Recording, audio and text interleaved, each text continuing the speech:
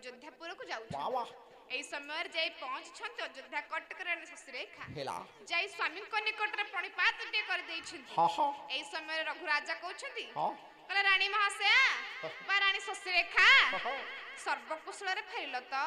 सर्व कुशल रे फेरिची स्वामी आउ गोटे किलाटी आनी गाइची सांगे रे किला